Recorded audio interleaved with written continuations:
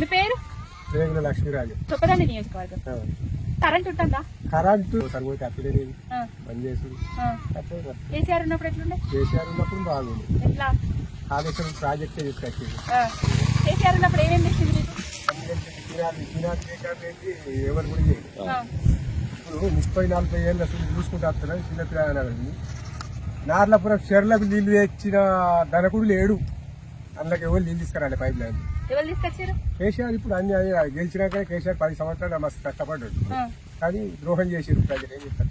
బాధపడతారా? బాధపడరా? ఇప్పుడు ఆల్రెడీ సిద్దిపేట మీద అవన్నీ బట్టి అయ్యో ఈయన తెచ్చుకుంటే ఈ గతి చేస్తుండు, ఆయన ఉన్నా బాగుండు అంటుండు. రైతు బంధు పడ్డదా? ఏడవడ్డది.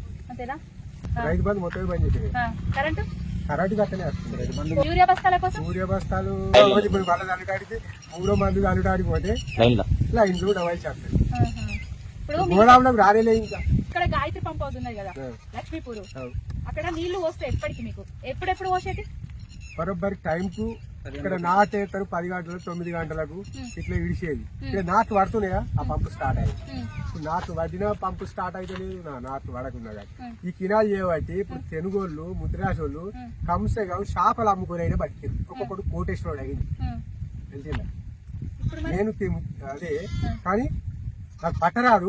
పట్టినోడు అయితే మాకు తెనుగోళ్లకు ఇది ఒక్కటి మాత్రం ఏం లేనోడు కూడా గరీబ్ కూడా ఇప్పుడు ఇక్కడ అన్నం తింటాడు. ఈ కినాలు బలి చేయబట్టి కేసీఆర్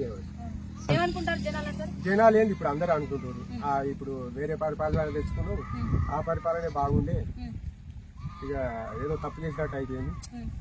ఇప్పుడు బస్సులకు ₹1,00,000 జీతం ఉన్నది. గవర్నమెంట్ జాబ్ వాళ్ళకు ₹1,00,000 జీతం ఉండగా ఇంకా బస్సు ఫిరీ ఇవ్వడానికి పెట్టుకుంటారా?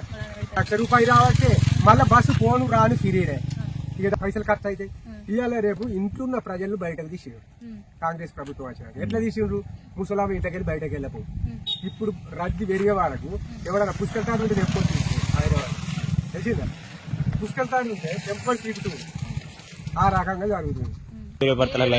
యూరియా బత్తాల లైన్లు వచ్చినాయి, మార్పు గట్టిగా వచ్చింది. మీరు 500 నోట్ల మందు కొట్టిండ్రు. ప్రజలకు అర్థం కావాలి. ఎందుకంటే ఇప్పుడు ఓడిపోయిందని ఏమైంది? కేసీఆర్ తింటుండ అంటే ఇప్పుడు బయట పడుతుంది కదా తినేది. ఎవరు తినేది బయట పడుతుంది కదా. అట్లా ఎవరు తినేది బయట పడుతుంది. ఇప్పుడు ఎక్కడ తిన్నాడు? ఇప్పుడు కరెంటు కిరణ్ కుమార్ రెడ్డి మీకు తెలంగాణకు ఇంత అది కూడా అన్నాడు. మీరు కరెంటు ఇట్లా మీకు బాగా ప్రాబ్లం జరుగుతున్నాడు. అట్లాంటి కరెంటు ఏ రకంగా తీసుకొచ్చి మొత్తం పైసా పెట్టిండు, ప్రభుత్వం మీద పెట్టిండు.